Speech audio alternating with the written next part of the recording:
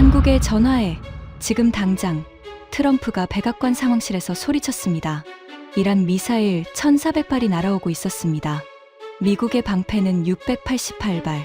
절반도 안 됐습니다. 나토 28개국 중 19개국이 미국 무기를 거부하고 한국산을 요구한 이유가 있었습니다. 46시간 뒤 전 세계가 경악했습니다. 그리고 미국 국방부의 4조 8천억 로비가 한순간에 무너졌습니다. 지금부터 그 충격적인 전말을 공개합니다.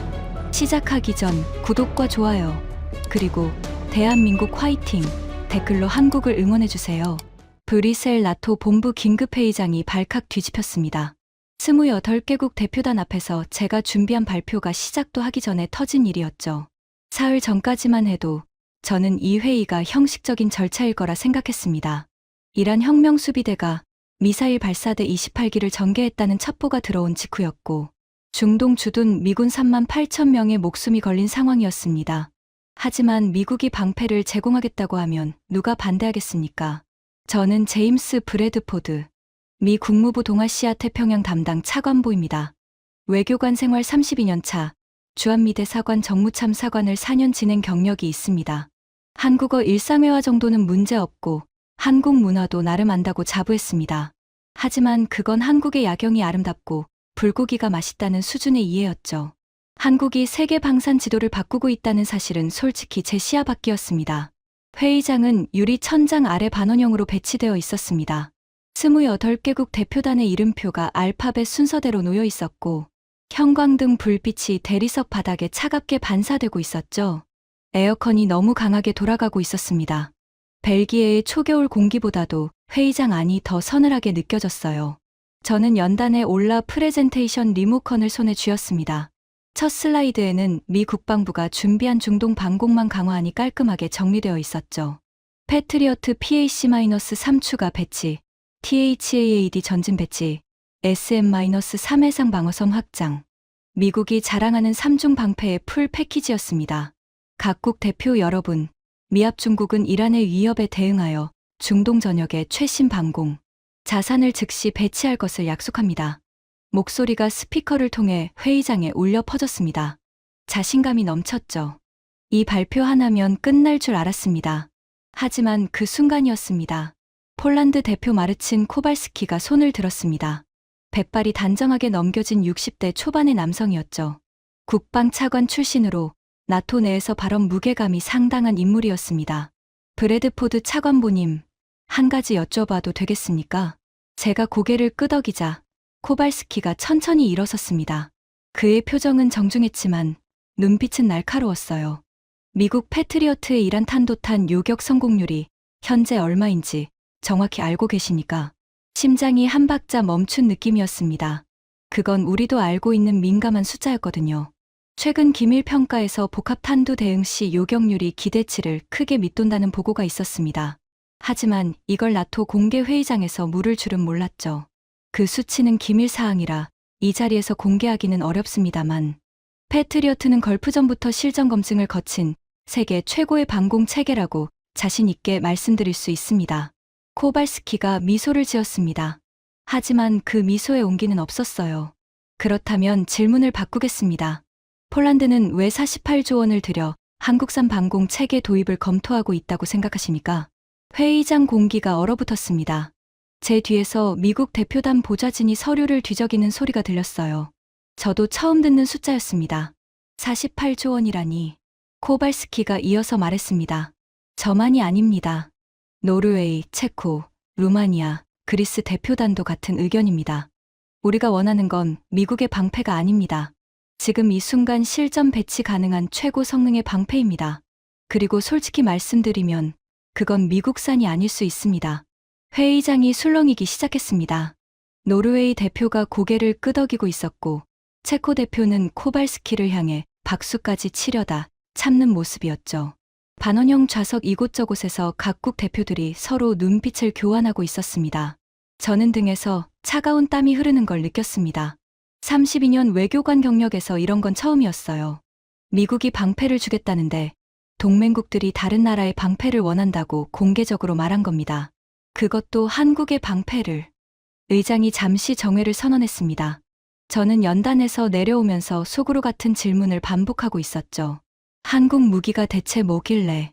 회의실 복도로 나오자마자 주머니 속 보안 휴대전화가 진동했습니다. 발신자는 워싱턴. 번호를 보는 순간 위장이 조여드는 느낌이었죠. 더크 밀러. 미 국방부 방위산업정책 부차관보. 펜타곤에서 무기 도입과 관련된 모든 정책을 좌지우지하는 인물이었습니다. 전화를 받기 전에 잠시 복도 창밖을 바라봤어요. 브뤼셀의 회색 하늘, 아래로 나토 본부의 새 건물이 유리로 번쩍이고 있었습니다. 그 반짝임이 왠지 차갑게 느껴졌죠. 브래드포드. 전화를 받자마자 밀러의 목소리가 스피커를 찔렀습니다. 인사 따위는 없었어요. 나토 회의 실시간으로 보고 있었어. 폴란드가 한국산 운운했다며? 직접 보셨으면 상황 파악이 되셨을 텐데요. 파악할 거 없어. 국무부가 무기 도입에 끼어들 일이 아니야. 이건 국방부 관할이고 내 영역이야. 외교관이 총알이 어디로 날아가는지나 안다고? 손에 쥔 전화기가 미끄러울 정도로 손바닥에 땀이 나고 있었습니다. 밀러는 항상 이런 식이었어요. 국무부를 철저하게 깔보는 사람이었죠. 더크 밀러. 이 사람의 이력을 알면 왜 이렇게 행동하는지 이해가 됩니다. 로키드 마틴에서 15년 근무했습니다. 패트리어트 사업부에서 차장까지 올라간 다음 국방부로 자리를 옮겼죠. 워싱턴에서는 이걸 회전문 인사라고 부릅니다. 방산업체에서 일하다가 국방부로 가고 국방부에서 퇴직하면 다시 방산업체로 돌아가는 구조. 밀러에게 패트리어트 사업을 지키는 건 곧 자기 미래의 자리를 지키는 것이었습니다. 그리고 그에게는 워싱턴에 든든한 파트너가 있었습니다. 그레이슨 워커, 상원 군사위원회 수석 전문위원. 61세, 워싱턴 방산 로비의 핵심 연결고리였죠. 군사위 예산 심의를 사실상 좌지우지하는 그림자 권력자였습니다. 밀러가 국방부에서 막으면 워커가 의회에서 막는 구조. 이 둘이 짝을 이루면 웬만한 무기 도입은 번번이 좌절되곤 했어요. 하지만 제가 정말 화가 난 건 따로 있었습니다. 나토 회의 이틀 전 밀러가 각국 대표단에 비공식 문서를 배포했다는 정보를 입수한 겁니다. 한국산 방공 체계 미검증 사항 요약이라는 제목의 3쪽짜리 문서였죠. 한국 천궁의 실전 미검증, 극한 환경 성능 미확인, 미국산 부품 의존도 우려 등을 나열한 내용이었습니다. 그런데 놀라운 건 그 문서를 받고도 19개국이 한국산을 원했다는 사실이었습니다. 밀러가 방해 공작까지 했는데 19개국이 여전히 한국산을 요구했다면 이건 단순한 가격 경쟁력 문제가 아닌 거였죠. 뭔가 근본적으로 다른 게 있다는 뜻이었습니다. 전화를 끊고 나서 저는 회의장으로 돌아가지 않았습니다. 대신 복도 끝 소회의실에 들어가 노트북을 열었죠. 한국방위사업청 영문 홈페이지부터 시작해서 제인스 디펜스 주간 보고서, 스톡홀름 국제평화연구소 자료까지 훑기 시작했습니다. 수치들이 눈에 들어올수록 등골이 서늘해졌어요. 한국 방산 수출이 지난 5년간 7배 성장, 210억 달러를 돌파, 폴란드의 K2 전차 1,000대, 호주의 K9 자주포 30문, UAE의 천궁이 체계, 그리고 나토 회원국 과반수 이상이 한국산 무기 도입을 공식 검토 중이라는 보고서가 있었습니다. 32년간 동아시아를 담당하면서 저는 한국을 보호해줘야 할 동맹으로만 봤습니다. 북한 문제를 관리하고 주한미군 방위비를 협상하고 가끔 통상 마찰을 조율하는 것이 한국 담당의 전부였죠. 한국이 무기를 만들어 세계에 판다는 사실은 알고 있었지만 그건 KPOP나 드라마처럼 잘하는 분야가 하나 더 있네 정도의 인식이었습니다. 그게 틀렸다는 걸 깨닫기까지는 아직 시간이 더 필요했습니다. 하지만 그날 밤 브뤼셀 호텔 침대에 누워서 천장을 올려다보며 한 가지는 확실히 느꼈어요. 내가 한국에 대해 아는 게 정말 아무것도 아니었구나. 그리고 밀러가 저렇게까지 필사적으로 막으려 한다면 한국산 방공 체계에는 밀러가 두려워할 만한 무언가가 분명히 있다는 뜻이었습니다. 브뤼셀에서 워싱턴으로 돌아온 다음 날 새벽 CIA 긴급 브리핑이 소집됐습니다. 백악관 지하 상황실. 시계는 새벽 4시 17분을 가리키고 있었고 형광등 불빛 아래 NSC 핵심 멤버 12명의 얼굴이 전부 굳어 있었습니다. 커피 냄새가 방 안가득했지만 아무도 잔에 손을 대지 않고 있었어요. CIA 중동 담당 부국장이 스크린 앞에 섰습니다. 72시간 전부터 이란 혁명수비대가 서부 산악지대에 미사일 발사대를 추가 전개하고 있습니다. 현재 확인된 발사대 28기, 탑재 미사일은 파테흐-313과 신형 세지1-4 혼합. 예상 동시 발사 가능량은 1400발 이상입니다. 1400발. 그 숫자를 듣는 순간 회의실 공기가 멈춘 것 같았습니다. 누군가의 볼펜이 테이블 위에서 떨어지는 소리가 비정상적으로 크게 울렸어요. 현재 중동 전역에 배치된 미군 방공 자산 현황입니다. 패트리어트 PAC-세잔여탄 480발, THAAD 요격탄 96발, 이지삼 탑재 SM-3 112발, 총 688발입니다. 합참의장이 입을 열었습니다. 1400발 대 688발. 절반도 안 되는 건가? 그것만이 아닙니다. 이란의 벌떼 타격 교리는 동시 다발 발사입니다. 수십 발이 동시에 날아올 경우 현재 우리의 요격 시스템은 하나의 기지에 동시 대응 가능한 표적이 제한됩니다. 실질 방어 가능 비율은 더 떨어집니다. 국방장관이 테이블을 내려쳤습니다. 추가 생산은 로키드 마틴 현재 패트리어트 PAC-3년간 생산량 기준으로 이란 위기 대응 수량까지 추가 생산하려면 최소 28개월이 필요합니다. 28개월. 이란 미사일은 지금 당장이라도 날아올 수 있는데 방패를 만드는데 2년 넘게 걸린다는 얘기였습니다. 38,000명의 미군이 28개월 동안 구멍 뚫린 우산 아래 서 있어야 한다는 뜻이었죠. 그때 회의실 문이 열렸습니다. 트럼프 대통령이 들어왔습니다. 넥타이도 매지 않은 채 새벽에 급히 내려온 게 분명했죠. 그의 눈이 스크린 위의 숫자들을 빠르게 훑었습니다. 누가 요약해? 30초. 합참의장이 즉답했습니다. 이란 미사일 1400발. 우리 방패 688발.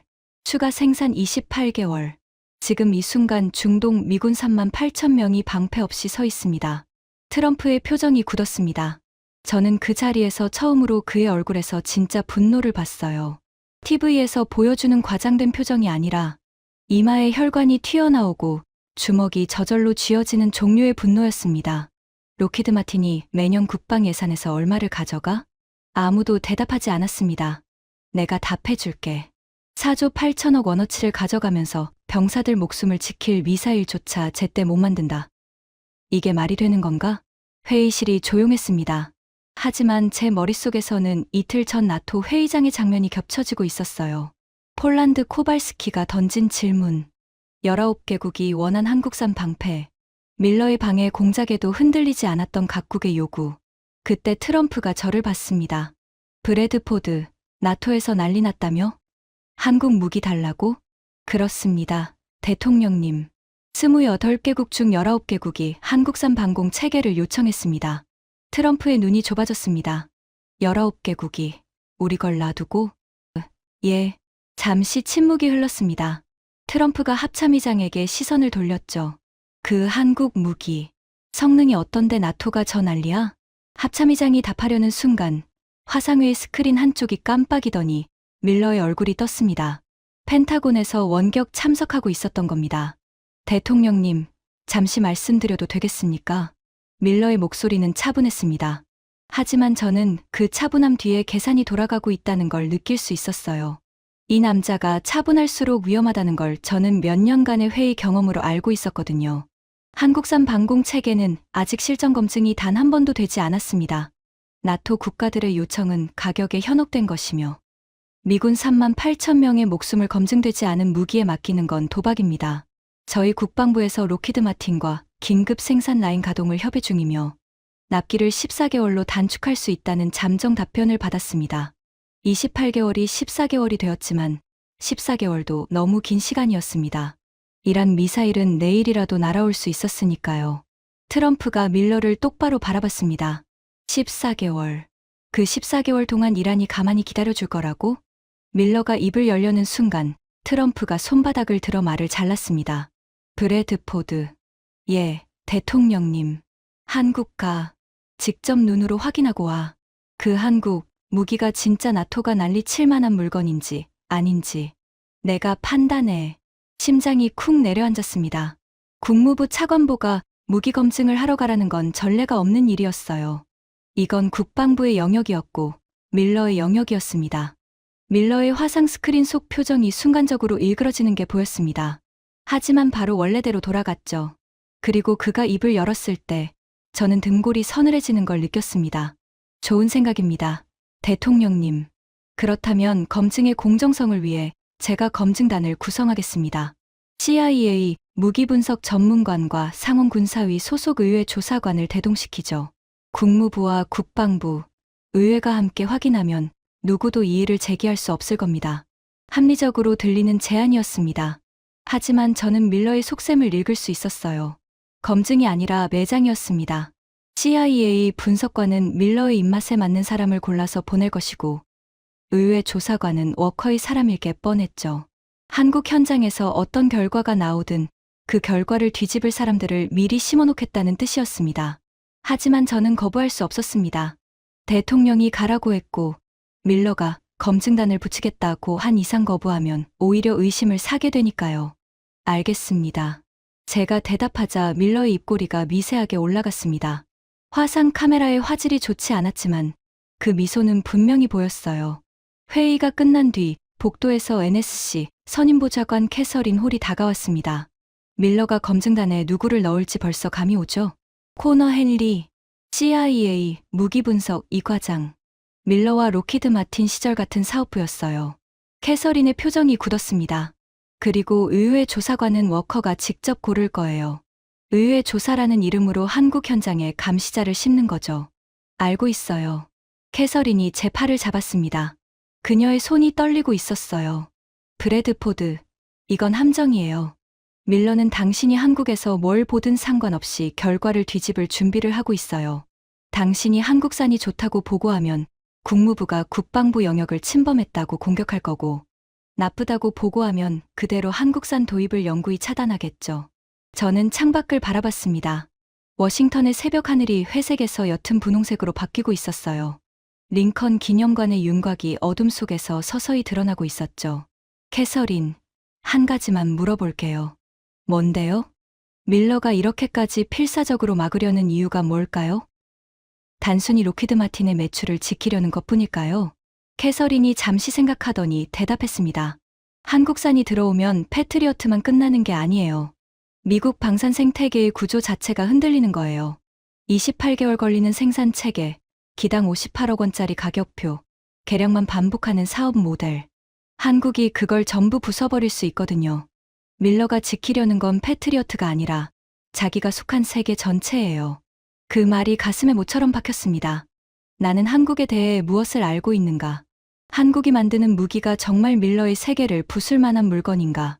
이틀 후, 저는 앤드루스 공군기지에서 군용기에 올랐습니다. 옆 좌석에는 밀러가 보낸 코너 헨리가 앉아 있었고, 그 뒤에는 워커가 직접 고른 의회 조사관 브라이언 쇼가 서류 가방을 무릎 위에 올려놓고 있었습니다. 헨리는 군용기가 이륙하자마자 노트북을 열더니 뭔가를 타이핑하기 시작했어요. 화면을 슬쩍 보니 밀러에게 보내는 메일이었습니다. 오산 도착 예정 시간, 검증 일정 확인이라는 제목이 눈에 들어왔죠. 쇼는 서류 가방에서 두꺼운 파일을 꺼냈습니다. 표지에 한국 방위산업 리스크 평가라고 적혀 있었어요. 워커가 미리 준비해준 게 분명했습니다. 저는 창밖을 바라봤습니다. 대서양의 검은 수면 위로 달빛이 길게 비치고 있었죠. 14,000km 넘어 한반도를 향해 날아가면서 저는 두 가지 가능성을 동시에 생각하고 있었습니다. 한국산이 정말 형편없는 물건이라서 이 여행이 헛수고로 끝날 가능성, 아니면 한국산이 정말 대단한 물건이라서 워싱턴으로 돌아갔을 때 밀러와 전면전을 벌여야 할 가능성. 어느 쪽이든 38,000명의 목숨이 걸려 있었습니다. 군용기 엔진 소리가 몸 전체를 진동시키고 있었어요. 저는 좌석 팔걸이를 꽉 쥐며 눈을 감았습니다. 이란의 미사일 시계는 지금 이 순간에도 째깍째깍 돌아가고 있었으니까요. 오산 공군기지에 착륙하는 순간 창밖으로 보이는 풍경부터 예상과 달랐습니다. 활주로 끝에 한국 공군 수송기 3대가 나란히 서 있었는데 그 옆으로 정체를 알 수 없는 장비들이 위장 덮개 아래 도열해 있었어요. 수송기 날개 아래로 병사들이 분주하게 움직이고 있었습니다. 활기가 넘치는 기지였죠. 군용기 트랩을 내려서자 11월 한반도의 찬 공기가 폐를 찔렀습니다. 서울 근교 특유의 건조하면서도 매서운 바람이었어요. 4년간 살았던 한국의 공기. 코끝이 시큰해지는 그 감촉은 기억 속 그대로였습니다. 마지 나온 인물은 2명이었습니다. 한국 국방부 방위사업청 차장 박진혁 소장. 짧은 머리에 단단한 체격, 악수할 때 손아귀 힘이 대단했습니다. 그리고 외교부 북미국장 윤서연. 40대 중반의 여성으로 단정한 정장 차림에 서류 가방 하나를 들고 있었죠. 윤서연이 먼저 입을 열었습니다. 한국어로 오래간만입니다. 브래드포드 차관보님. 서울 날씨가 많이 추워졌죠? 저도 한국어로 답했습니다. 네. 그래도 이 추위가 반갑습니다. 뒤에서 헨리와 쇼의 표정이 굳는 게 느껴졌어요. 밀러가 보낸 두 사냥개는 제가 한국어를 할 줄 안다는 걸 모르고 있었던 겁니다. 작은 것이지만 이 여행에서 제가 가진 유일한 카드였죠. 검은 SUV 세 대가 대기하고 있었습니다. 이동 중 박 소장이 뒷좌석에서 태블릿 하나를 꺼내 제게 건넸습니다. 이동하시는 동안 잠깐 보시죠. 화면에는 한국 방산 수출 실시간 현황판이 떠 있었습니다. 세계 지도 위에 주황색 점들이 깜빡이고 있었는데 각 점마다 국가명과 계약 품목, 금액이 표시되어 있었어요. 폴란드의 K2 전차 1000대, 호주의 K9 자주포 30문, UAE의 천궁이 방공 체계, 사우디의 무인기 패키지, 노르웨이의 해상 방공 체계, 숫자들이 실시간으로 갱신되고 있었습니다. 제가 태블릿을 보고 있는 30초 사이에도 새로운 계약건이 하나 추가됐어요. 올해 한국 방산 수출이 210억 달러를 넘겼습니다. 박 소장이 담담하게 말했습니다. 자랑하는 투가 아니었어요. 그냥 사실을 전달하는 목소리였죠. 210억 달러. 저는 그 숫자를 머릿속에서 환산해봤습니다. 5년 전만 해도 한국 방산 수출은 30억 달러 수준이었습니다. 5년 만에 7배. 이건 성장이 아니라 폭발이었어요. 뒷차에서 헨리가 무전기로 뭔가를 중얼거리는 소리가 들렸습니다. 아마 밀러에게 실시간 보고를 하고 있겠죠. 옆자리에서 윤서연이 조용히 말했습니다. 차관보님, 오늘 일정은 세 곳입니다. 생산시설, 시험장, 그리고 기술 브리핑. 헨리 분석관님과 쇼 조사관님도 모든 시설에 제한 없이 접근하실 수 있습니다. 촬영과 기록도 자유입니다. 제한 없이요? 네. 저희가 숨길 건 없으니까요. 그 말에 저는 잠시 멈칫했습니다. 무기 생산 시설을 외국인에게, 그것도 사실상 적대적 목적으로 온 검증단에게 제한 없이 공개한다. 미국이라면 절대 불가능한 일이었죠. 펜타곤은 로키드 마틴 생산 라인에 의원들조차 마음대로 못 들여보냅니다. SUV가 고속도로를 빠져나와 좁은 산길로 접어들었습니다. 양쪽으로 소나무와 참나무가 빽빽하게 들어선 길이었어요. 내비게이션에는 이 도로가 표시되지 않았습니다. 군사도로였던 거죠. 15분쯤 달렸을까. 산 중턱에서 차가 멈췄습니다. 앞에 보이는 건 콘크리트 벽 하나뿐이었어요. 간판도 없고 건물다운 건물도 없었습니다. 소나무 숲 사이에 콘크리트 구조물 하나가 서 있을 뿐이었죠. 여기가 어딘가요? 헨리가 물었습니다. 처음으로 약간 긴장한 기색이었어요. 박 소장이 차에서 내리며 대답했습니다. 대한민국의 방패가 만들어지는 곳입니다. 콘크리트 구조물 안으로 들어서자 화물용 엘리베이터가 기다리고 있었습니다. 문이 열리는 순간 차가운 금속 냄새가 코를 찔렀어요. 엘리베이터 내부는 군용 트럭이 통째로 들어갈 만큼 넓었고 천장에 설치된 산업용 LED가 내부를 수술실처럼 환하게 밝히고 있었습니다. 지하 55m까지 내려갑니다. 박 소장이 버튼을 누르자 엘리베이터가 부드럽게 하강하기 시작했습니다. 귀가 먹먹해지는 느낌이 올 정도로 깊이 내려갔어요. 30초, 40초. 귓속에서 압력 변화가 느껴질 무렵 엘리베이터가 멈추고 문이 열렸습니다. 입이 벌어졌습니다. 축구장 12개를 나란히 이어붙인 크기의 지하 공간이 펼쳐져 있었습니다. 천장 높이만 해도 7층 건물은 될 것 같았어요. 흰색 LED, 조명이 공간 전체를 대낮처럼 밝히고 있었고 바닥은 에폭시 코팅이 되어 구두굽이 찍힐 것 같은 광택을 내고 있었습니다. 하지만 가장 충격적이었던 건 사람이 없다는 것이었습니다.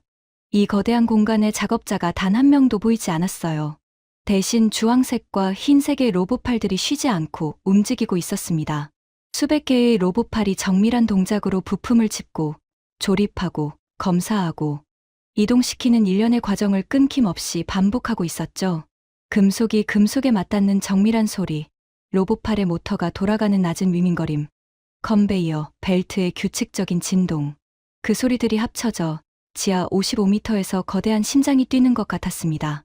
직원이 한 명도 없습니까? 쇼가 놀란 표정으로 물었습니다. 이 라인은 100% 무인 자동화입니다. 인간의 손이 닿는 공정은 최종 검수 단계뿐이죠. 박 소장이 생산 모니터 앞으로 우리를 안내했습니다. 대형 디스플레이에 실시간 생산 데이터가 흘러가고 있었어요. 현재 이 단일 라인의 천궁이 생산 속도입니다. 로키드 마틴의 패트리어트 PAC-3 생산 속도와 비교해서 보시면 이해가 빠를 겁니다. 화면에 두 개의 막대 그래프가 나란히 떴습니다. 로키드 마틴 패트리어트 PAC-3 연간 생산량 기준. 한국 천궁이 같은 기간 생산량이 로키드 마틴의 12배. 12배요? 제 입에서 저도 모르게 튀어나온 말이었습니다. 네. 그리고 불량률은 0.008%입니다. 나토 군수품 품질 기준 상한선의 120분의 1이죠. 헨리가 주머니에서 휴대용 스캐너를 꺼냈습니다. CIA 무기분석관답게 준비가 철저했어요. 밀러가 시킨 대로 무작위 샘플을 검증하려는 것이었죠. 샘플 검사를 해도 됩니까? 물론이죠. 박 소장이 컨베이어 위 완성품 하나를 가리켰습니다. 헨리가 다가가 스캐너를 대고 케이스를 열어 내부 회로를 확인하고 표면 마감 상태를 손가락으로 쓸어보기까지 했어요. 그가 스캐너 화면을 들여다보는 시간이 점점 길어졌습니다. 5분이 지나고 10분이 지났습니다. 헨리의 표정이 점점 굳어지고 있었어요. 처음에는 뭔가를 찾아내려는 집중의 표정이었는데 시간이 지나면서 그게 당혹으로 바뀌고 있었습니다. 그의 이마에 땀방울이 맺히기 시작했죠. 두 번째 샘플, 세 번째 샘플. 헨리는 점점 더 꼼꼼하게 검사했지만 그의 표정은 계속 같은 방향으로 변하고 있었습니다. 어떻습니까? 제가 물었습니다. 헨리가 잠시 입술을 깨물더니 짧게 대답했습니다. 전부 진품입니다. 그리고 공차 범위가 제가 본 어떤 무기 체계보다 정밀합니다. 그 순간 헨리의 시선이 잠깐 저를 스쳤는데 거기에는 분명 경고가 담겨 있었어요. 밀러에게 뭐라고 보고해야 할지 모르겠다는 눈빛이었죠. 뒤에서 쇼가 볼펜으로 노트에 뭔가를 적고 있었습니다. 하지만 그의 필기 속도가 점점 느려지고 있었어요. 쓸 말이 없어지고 있는 거였죠. 밀러의 음성이 갑자기 헨리의 이어피스에서 새어나왔습니다. 지하 55m인데도 통신이 되는 모양이었어요. 헨리, 뭐 하고 있어? 결함을 찾아. 하나라도. 헨리가 이어피스를 손으로 누르며 고개를 돌렸습니다. 하지만 그의 대답은 들리지 않았어요. 박 소장이 우리를 생산 라인 끝쪽으로 안내했습니다. 거기에는 완성품 경납고가 있었는데 그 광경에 저는 발이 멈춰버렸습니다. 천장까지 닿을 듯한 높이의 강철 경납대에 실전 대기 상태의 요격탄이 도열해 있었어요. 수천 기, 끝이 보이지 않을 정도로 각 요격탄의 측면에 부착된 녹색 LED가 일제히 전멸하고 있었습니다. 모두 정상 작동 중이라는 신호였죠. 그 녹색 빛의 물결을 바라보면서 저는 처음으로 생각했습니다. 패트리어트 생산에 28개월 걸리는 동안 이 지하에서는 이미 이만큼을 만들어 놓고 있었다고? 밀러가 저렇게 필사적으로 막으려는 이유가 이것이었구나. 그가 지키려는 건 패트리어트가 아니었습니다. 4조 8천억 원짜리 사업을, 그리고 그 사업에 기생하는 자기 자신의 미래를 지키려는 것이었죠. 쇼의 노트가 어느새 닫혀 있었습니다. 헨리는 스캐너를 가방에 넣고 멍하니 경납고를 올려다보고 있었어요. 밀러가 보낸 두 사냥개는 먹잇감을 찾지 못하고 있었습니다. 다음 날 새벽, 서해안 시험장에 도착했을 때 하늘은 잔뜩 찌푸려 있었습니다. 짙은 해무가 바다 위로 깔려 있었고 바람은 초속 15m를 오가고 있었어요. 파도가 방파제를 때리는 소리가 먼 곳에서 둔탁하게 울렸습니다. 시험장 관제탑 유리창에 빗방울이 간헐적으로 부딪히고 있었죠. 소금기 머금은 바람이 얼굴을 핥히었습니다.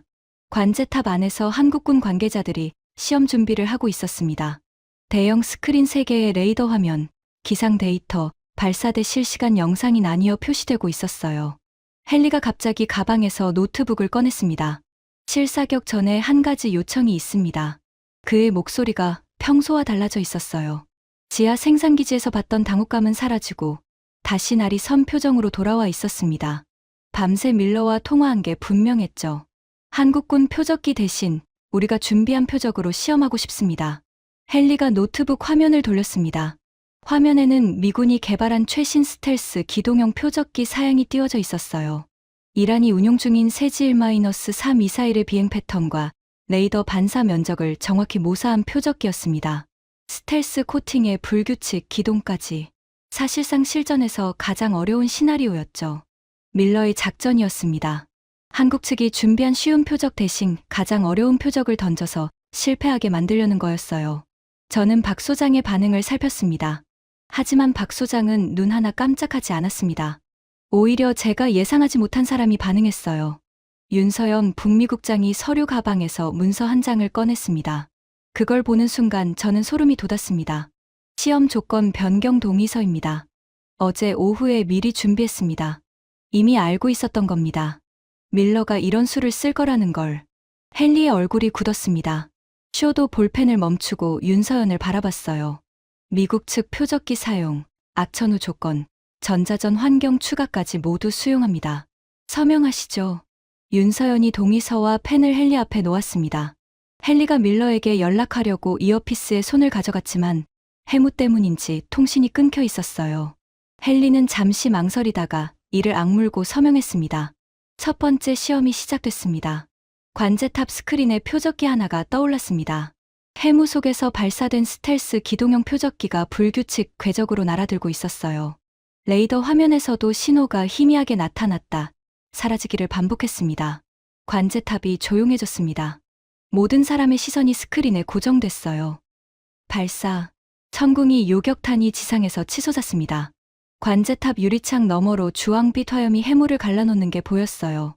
3초, 5초, 7초.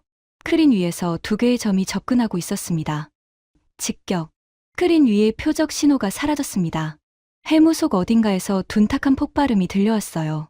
탐지부터 요격까지 소요 시간입니다. 한국군 관제관이 화면을 가리켰습니다. 그 옆에 비교 데이터가 떴어요. 패트리어트 PAC-3 대비 1.7배 빠릅니다. 헨리가 테이블 가장자리를 움켜쥐고 있었습니다.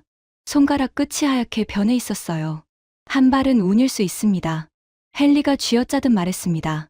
벌떼 타격을 막아봐야죠. 이란의 실전 교리대로 수십 발 동시 강화 시나리오. 그걸 막을 수 있습니까? 박 소장이 헨리를 바라봤습니다. 그리고 천천히, 아주 천천히 고개를 끄덕였어요. 원래 오후에 예정된 시험이었습니다만 지금 하시겠습니까? 헨리가 턱을 들었습니다. 지금 하죠. 30분 후 하늘 위에서 불이 쏟아졌습니다. 관제탑 스크린에 표적 신호가 동시에 수십 개 떠올랐습니다. 미군 스텔스 표적기와 한국군 고속 표적기가 뒤섞여 사방에서 날아들고 있었어요. 고도, 속도, 각도가 전부 다른 벌떼 타격 시나리오. 이란 혁명 수비대의 실전 교리를 그대로 재현한 것이었습니다. 관제탑 안의 공기가 팽팽하게 당겨졌습니다. 아무도 말이 없었어요. 스크린 위 숫자들만 미친 듯이 돌아가고 있었죠. 한국군 체계가 작동하기 시작했습니다. 먼저 LSAM이 고고도 표적을 잡았습니다. 성층권 부근에서 강화하는 탄도 미사일 시뮬레이션 표적을 향해 요격탄이 차례로 치솟았어요. 스크린 위에서 고고도 표적 신호가 하나씩 소멸하기 시작했습니다. 동시에 천궁이가 중저고도를 담당했습니다. 해면, 위 낮은 고도로 스치듯 날아드는 순항 미사일 시뮬레이션 표적들을 연이어 잡아챘어요. 레이더 화면에서 녹색 신호가 깜빡일 때마다 하나의 표적이 사라졌습니다. 고고도, 중고도, 저고도. 세 개의 층에서 동시에 요격이 이루어지고 있었습니다. 스크린 위에 표적 신호가 하나씩, 둘씩, 그리고 무더기로 사라져갔어요. 관제탑 유리창 너머로 보이는 하늘에서는 주황빛 섬광이 연달아 터지고 있었습니다. 해무 속에서 번쩍이는 빛들이 마치 뇌우처럼 보였어요.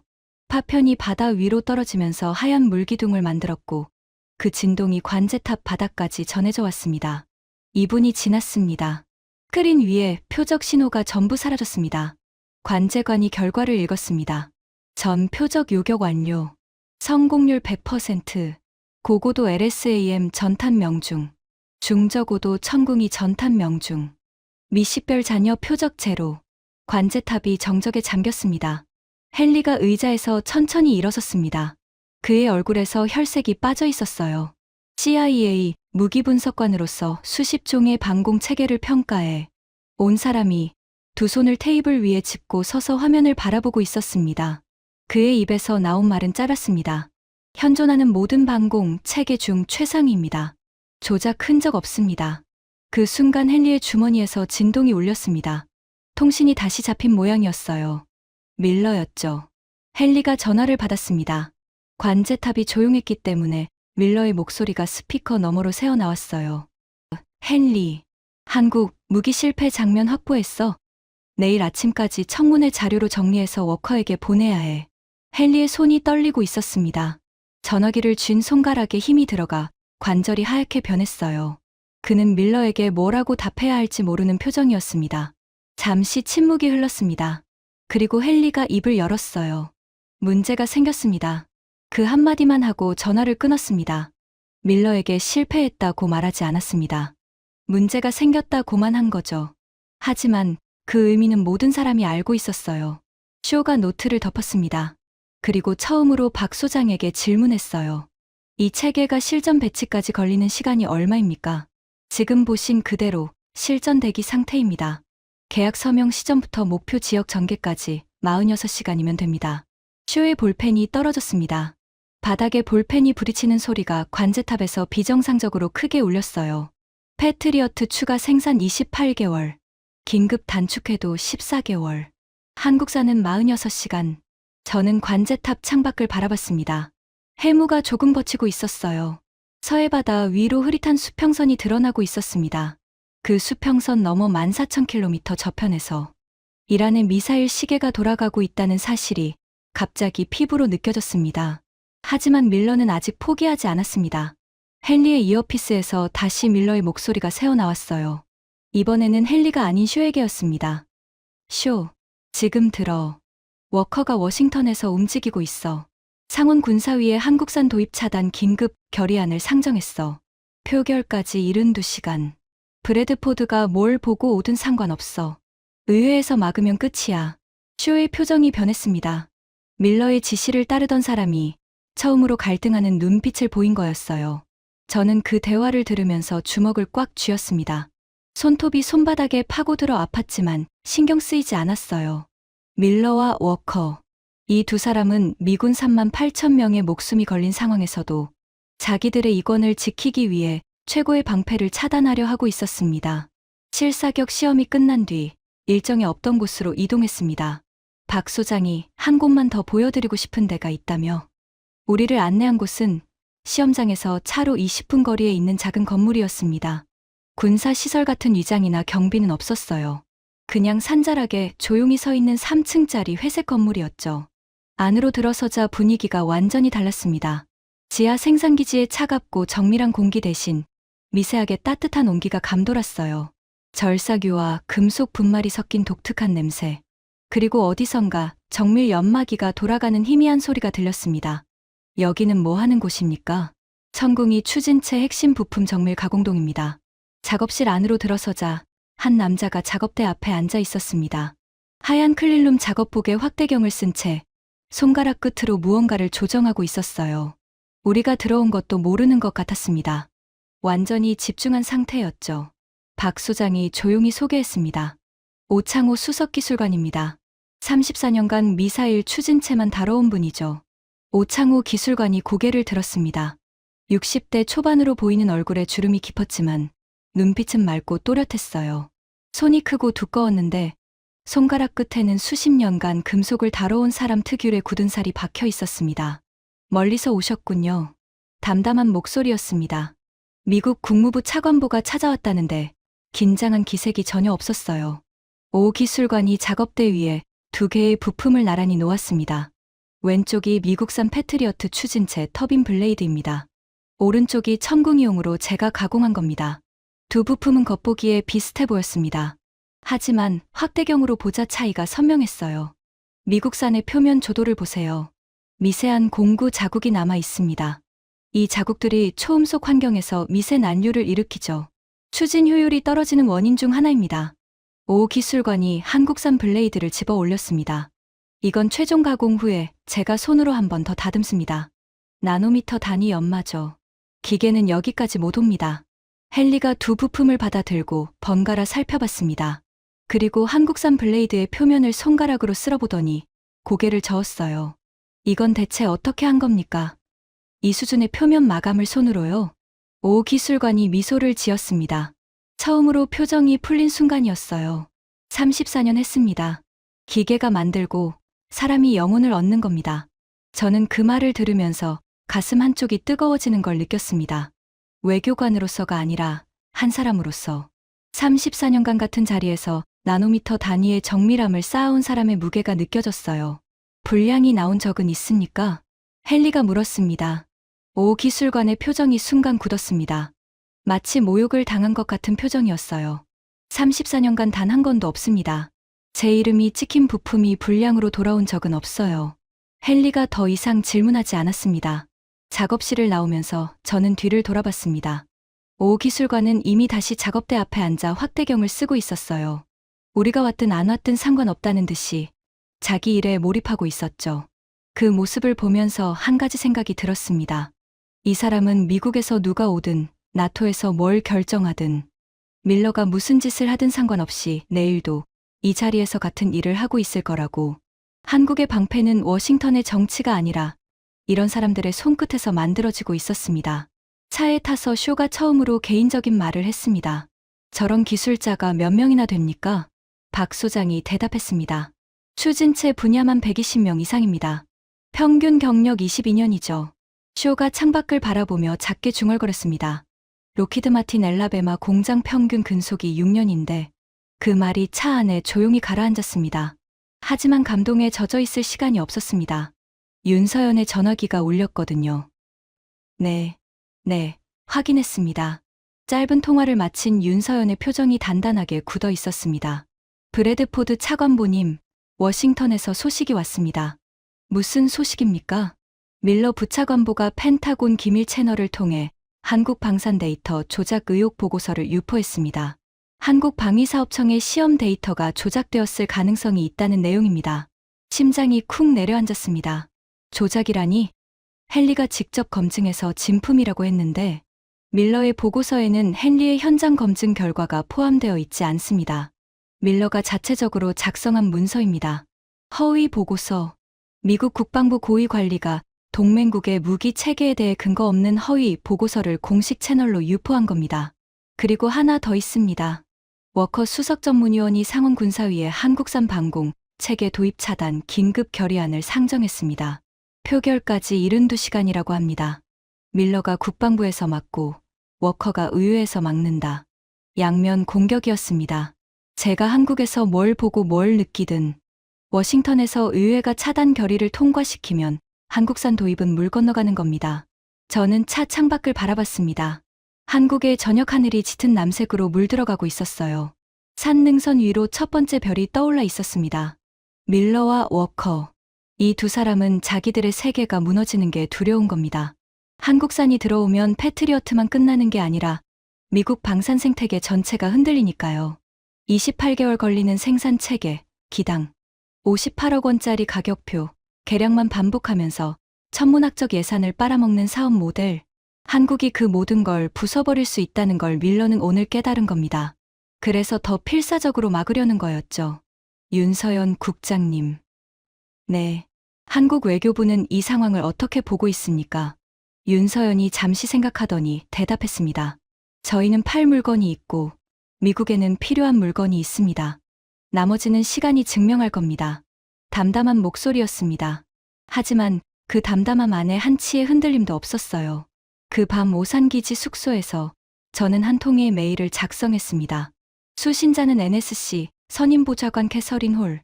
제목은 긴급 한국 현장 평가 중간 보고. 내용은 간결했습니다. 한국산 방공 체계는 미국의 패트리어트를 모든 영역에서 압도합니다. 생산 속도 12배, 비용 5분의 1배치 시간 46시간, 요격 성공률 100%. 이것은 제 개인적 의견이 아니라 CIA 분석관 코너 헨리의 현장 검증 결과이기도 합니다. 그러나 밀러 부차관보가 허위 보고서를 유포하고 워커 위원이 의회 차단을 추진하고 있습니다. 이것은 국가 안보에 대한 중대한 배임입니다. 대통령님의 판단이 필요합니다.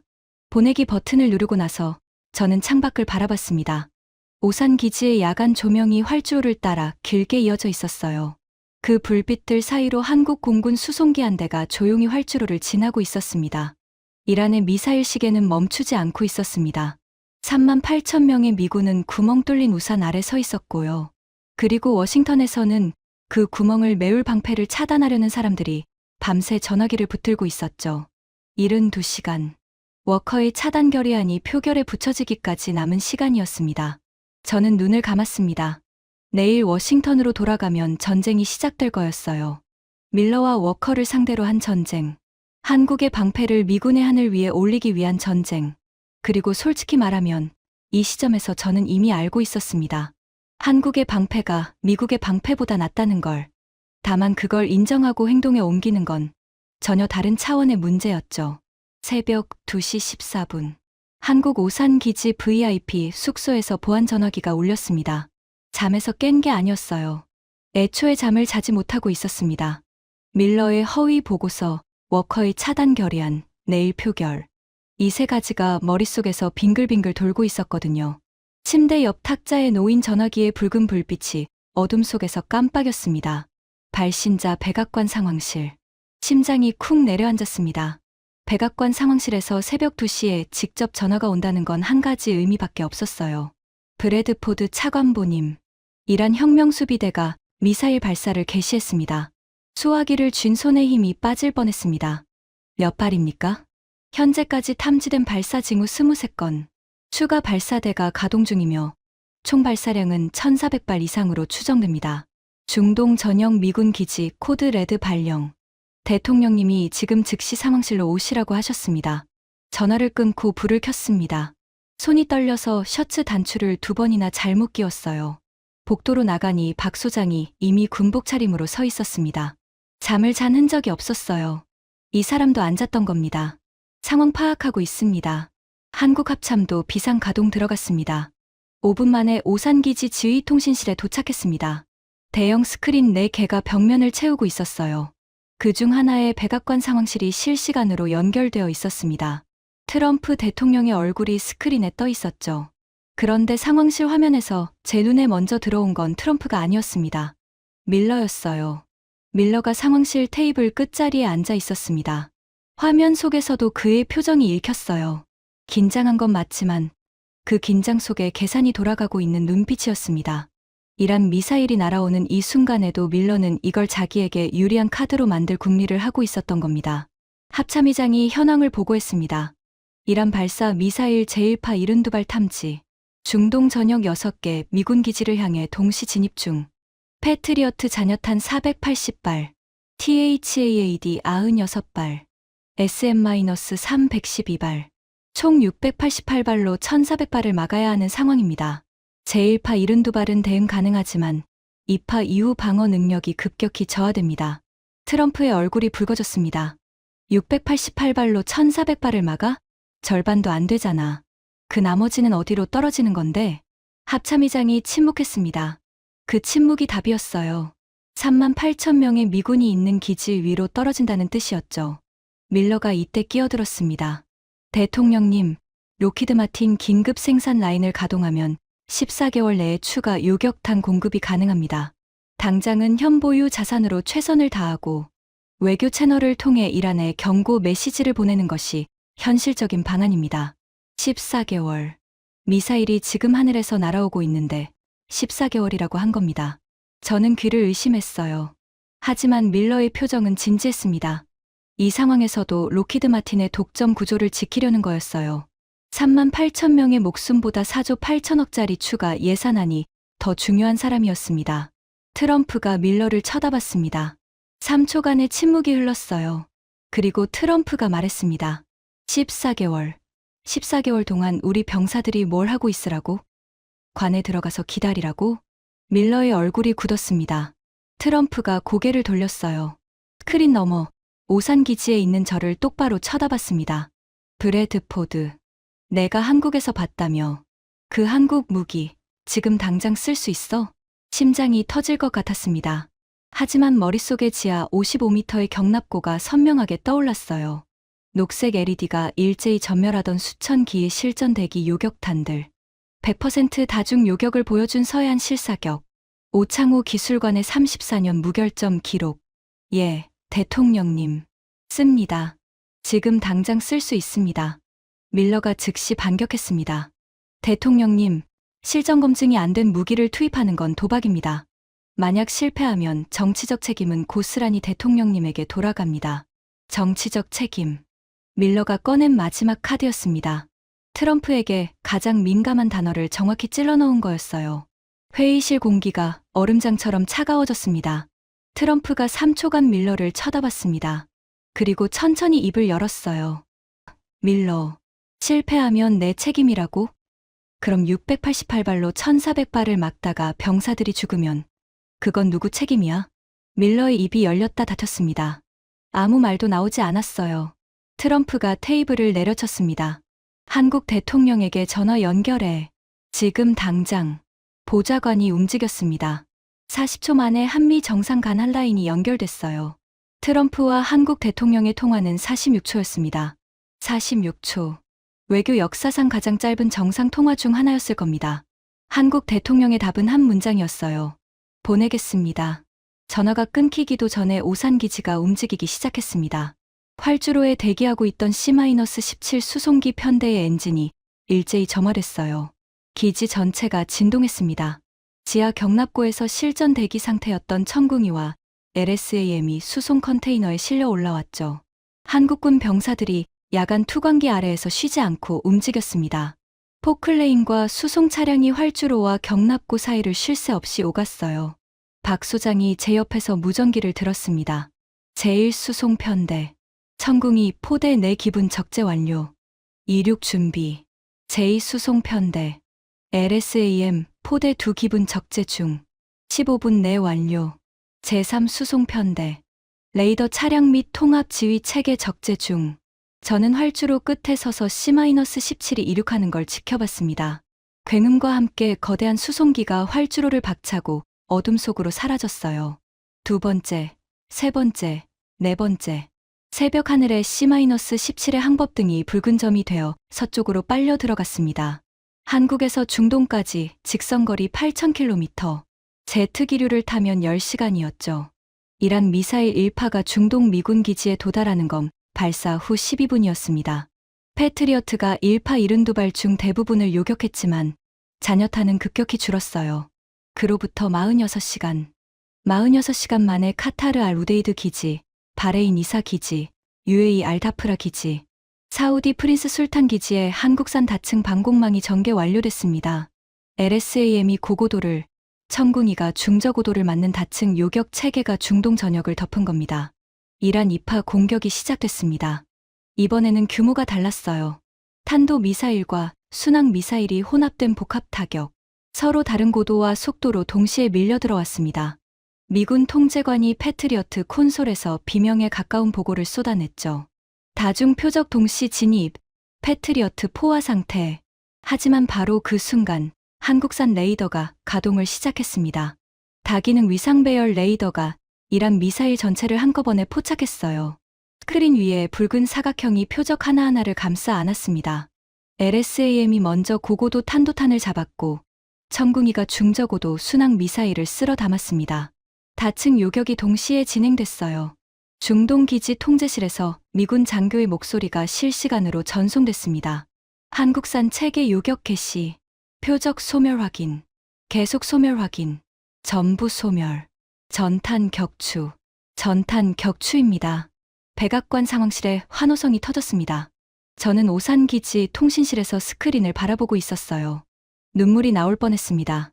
32년 외교관 생활에서 처음 느끼는 감정이었어요. 미사일 하나하나가 소멸할 때마다 살아남는 병사들의 숫자가 머릿속에서 올라갔거든요. 38,000명. 한국이 만든 방패가 38,000명의 목숨을 지킨 겁니다. 이란 혁명수비대는 3파 공격을 준비하고 있었습니다. 하지만 2파 전탄 격추 결과가 테헤란에 도달하는 순간 추가 발사 명령이 취소됐어요. CIA 감청팀이 혁명수비대 통신을 잡아냈습니다. 상대 측 요격 체계 교체, 기존 분석 무효, 추가 타격 효과 기대할 수 없음, 작전 중단 건의. 이란이 물러선 겁니다. 한국의 방패가 전쟁을 막은 순간이었습니다. 그리고 그날 오후 밀러의 세계가 무너지기 시작했습니다. 헨리가 CIA 본부에 제출한 현장 검증 보고서와 밀러가 펜타곤 기밀 채널로 유포한 데이터 조작 의혹 보고서가 나란히 비교됐어요. 헨리의 보고서에는 현장 측정 원시 데이터가 전부 첨부되어 있었고 밀러의 보고서에는 출처도 근거도 없었습니다. 디지털 흔적 추적 결과 밀러의 보좌관 이메일 서버에서 작성된 것으로 확인됐죠. 동시에 워커가 상정한 한국산 도입 차단 결의안 이 상원 군사위에서 표결에 붙여졌습니다. 하지만 이란 미사일을 한국산 방공 체계가 전탄 격추했다는 뉴스가 전 세계에 퍼진 직후였어요. 결의안은 찬성 3표, 반대 22표로 부결됐습니다. 워커의 얼굴이 CSPAN 카메라에 잡혔는데 표결 결과가 뜨는 순간 서류를 탁자 아래로 떨어뜨리더군요. 이틀 뒤 밀러는 국방부 감찰실 조사에 회부됐습니다. 허위 보고서 유포, 방위산업 이해충돌, 의회 로비 자금 흐름 의혹까지 3가지 혐의였어요. 펜타곤 출입증이 회수됐습니다. 워커는 상원 군사위 수석 전문위원직에서 해임됐습니다. 방산업체와의 부적절한 관계가 내부 감사에서 드러난 거였죠. 밀러가 지키려 했던 세계는 46시간 만에 무너졌습니다. 일주일 뒤 브뤼셀 나토 본부. 제가 다시 이 회의장에 선 건 불과 열흘 만이었습니다. 하지만 열흘 전과 모든 게 달라져 있었어요. 나토 사무총장이 연단에 올랐습니다. 나토는 대한민국의 다층 방공 체계를 유럽 통합 방공망의 새로운 표준으로 채택하는 것을 공식 추진합니다. 이란 위기에서 입증된 한국산 체계의 성능은 나토 회원국 전체의 안보를 한 차원 높일 것입니다. 28개국 대표단이 기립 박수를 쳤습니다. 열흘 전 폴란드 코발스키가 손을 들어 저를 궁지에 몰았던 바로 그 자리에서 같은 사람이 일어서서 박수를 치고 있었어요. 하지만 이번에는 저도 박수를 치고 있었습니다. 진심으로. 워싱턴으로 돌아간 날 국무장관에게 보고했습니다. 장관실 창밖으로 워싱턴 기념탑이 보였어요. 저녁 노을에 대리석이 분홍빛으로 물들어 있었습니다. 32년 외교관 생활 중 이 방에 들어온 건 수십 번이었지만 그날만큼 가슴이 뜨거웠던 적은 없었어요. 장관님, 한국은 더 이상 우리가 보호해야 할 동맹이 아닙니다. 장관이 안경 너머로 저를 봤습니다. 그럼 뭔가? 우리를 구해준 동맹입니다. 장관이 잠시 침묵하더니 고개를 끄덕였습니다. 그 말, 보고서 첫 줄했어. 한미동맹 재정의 각서 초안을 작성하는데 3주가 걸렸습니다. 70년간 유지되어 온 보호자와 피보호자 관계를 동등한 방위 파트너로 재정해야 하는 문서였어요. 미 국무부 역사상 동맹 관계의 근본 구조를 바꾸는 각서가 작성된 건 나토 창설 이후 처음이었습니다. 각서 초안이 완성된 날 저녁, 저는 서울에 전화를 걸었습니다. 윤서연 국장에게. 윤 국장님, 각서 초안이 완성됐습니다. 감사 인사를 드리고 싶어서 전화했습니다. 윤서연의 목소리가 수화기 너머로 들려왔어요. 처음 만났을 때의 날카로운 톤이 아니라 조금은 부드러운 톤이었습니다. 감사는요, 차관보님. 잠시 뜸이 있었습니다. 동맹이란 원래 그런 거 아닙니까? 한쪽이 위험할 때 다른 쪽이 달려가는 거요. 방향은 상관없이. 간단한 말이었습니다. 하지만 그 한마디가 70년간의 한미 관계를 세 문장으로 요약하고 있었어요. 저는 전화를 끊고 창밖을 바라봤습니다. 워싱턴의 밤하늘에 별이 몇 개 보였어요. 태평양 건너 14,000km 너머에도 같은 별이 떠 있을 거라는 생각이 들었습니다. 한국에서 보낸 시간들이 떠올랐어요. 지하 55m의 녹색 LED 전멸, 서해안 해무를 뚫고 솟아오른 화염 기둥, 오창호 기술관의 기름 묻은 손, 하늘이 두 쪽 나도 오발은 없습니다라는 그 한마디. 그리고 46시간 만에 8,000km를 날아가 38,000명의 목숨을 지킨 방패. 32년간 저는 한국을 잘 아는 나라라고 생각했습니다. 한국어도 하고 김치도 먹고 경복궁도 가봤으니까요. 하지만 저는 한국의 표면만 보고 있었어요. 그 아래 지하 55m에서 밤낮 없이 돌아가는 심장을 몰랐던 겁니다.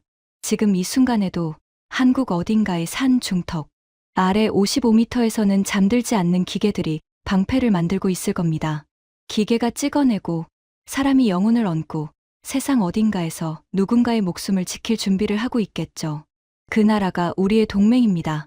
보호해줘야 할 작은 동맹이 아니라 위기의 순간 우리를 구해준 동맹. 그리고 저는 이제 압니다. 한국을 안다는 건 불고기 맛을 아는 게 아니라 그 지하 55m의 심장 소리를 듣는 것이라는 걸. 지금까지 미 국무부 차관보가 경험한 46시간의 충격적인 이야기였습니다. 조용히 준비하는 나라가 세상을 바꿉니다. 오늘 이 이야기가 여러분의 하루의 작은 자부심이 되었다면 주변에 널리 공유해주세요. 대한민국의 저력을 더 많은 분들이 알 수 있도록요. 구독과 좋아요, 알림 설정까지 부탁드립니다. 지금까지 감동날다였습니다. 감사합니다.